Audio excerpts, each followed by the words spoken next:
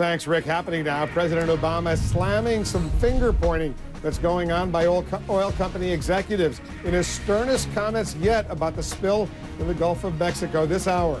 Tough questions about federal oversight and exactly how much oil is spewing into the water.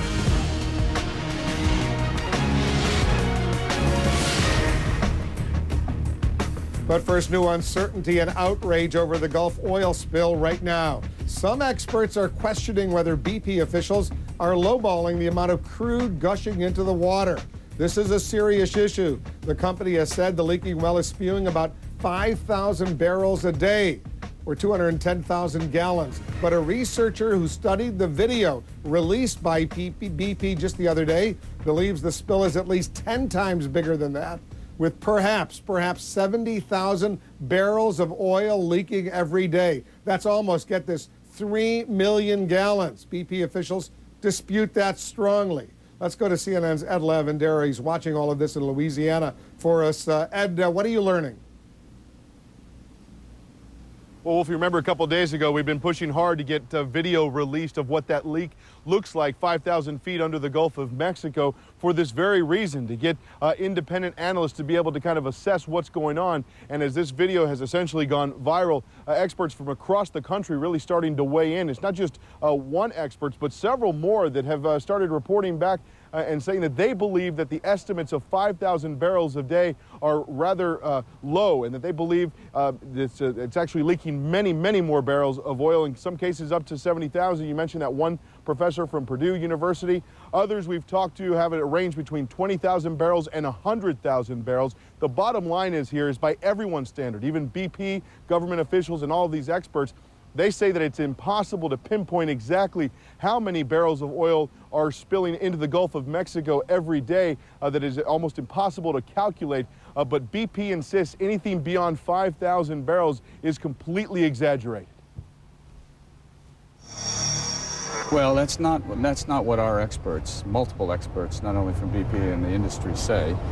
This crude is what's called a light sweet crude. It has lots of gas, and when it comes out, it expands very rapidly, a little bit like bubbles in a soda pop. So it's very difficult to look at it and say that the volume would be much higher. We certainly don't see that at the surface. The NOAA satellite photographs, which are fairly accurate in terms of where the crude is coming up, you can measure the thickness of the crude. A lot of it evaporates very quickly. That number is not anywhere close to anything that we think. We believe today, best estimates, rough 5,000 barrels a day.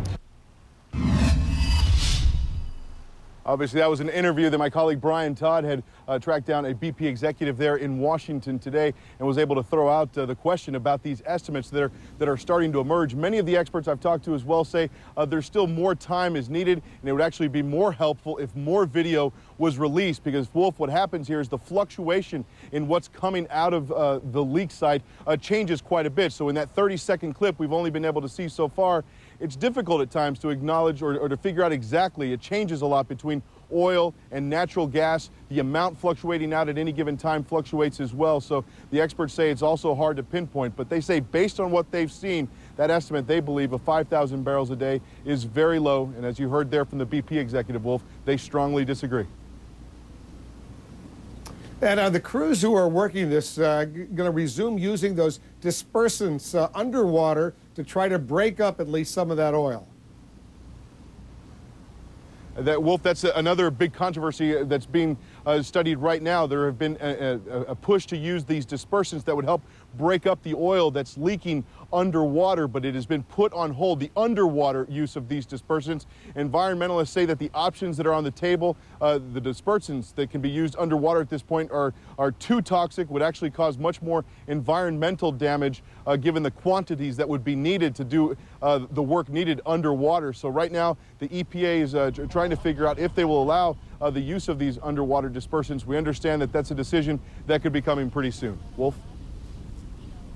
Ed Lavandera is on the scene for us. Ed, stand by. Officials, by the way, say this oil leak is so difficult to plug because the well is so deep. But we'll look at this. Federal regulators say there are 30 active deepwater rigs in the Gulf of Mexico right now, 30. And there are more than 1,000, and that these are all more than 1,000 feet below the surface.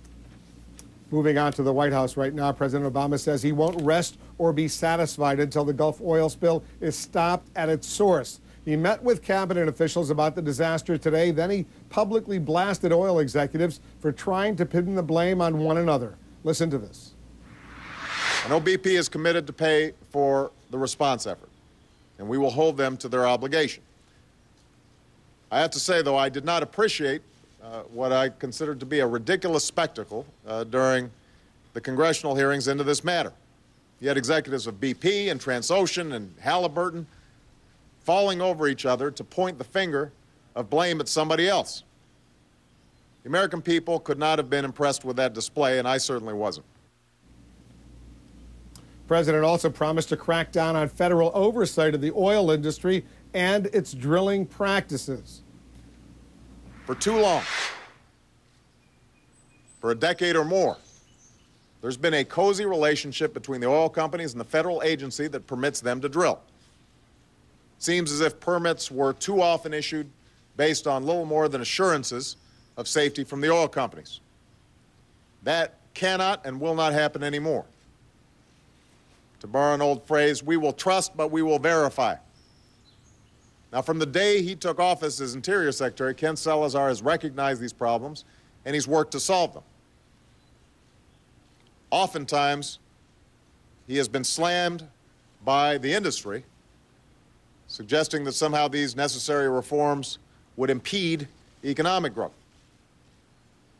Well, as I just told Ken, we are going to keep on going to do what needs to be done.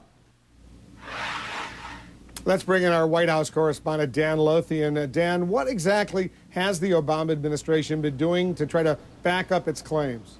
Well, first of all, Wolf, this administration does not want this oil spill to become their Katrina. And I was talking to top aides in the administration today, and they were telling me that, back in early 2009, Mr. Salazar was already working hard to implement some reforms at MMS, which is the Minerals Management Services. This is the agency that is charged with the oversight and the permitting for these drilling operations.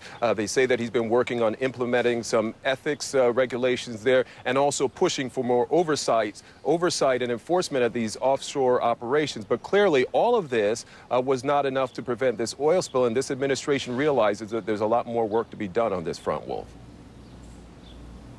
What do they say, Dan, that they will be doing in the coming days about getting a solution, specifically on the leak and this whole notion, the president using the old Ronald Reagan phrase, trust but verify, as far as the oil executives are concerned? Well, first of all, what the president said today is that all the best minds are working to stop this leak. All the scientists are using all the best technology that they have to make sure that they can stop it as quickly as possible. But they realize that this is a major, major challenge. Now, in terms of going forward, what will happen next? The president saying that loopholes have to be closed so that these oil companies, that there's more oversight as to these oil companies, making sure that they follow all the environmental regulations. And in addition to that, the president has charged Mr. Salazar with conducting a top-to-bottom review of MMS. Now, you might remember that earlier this week, Mr. Salazar said that he would be breaking the agency into two. Part of that agency will be focused on the licensing, the permitting for doing the drilling. The other one would be on the enforcement and the oversight. And the reason for this, the hope, obviously, is that there will not be any conflict of interest. So any potential problems that could occur that could lead to something like another oil spill will be prevented, Wolf.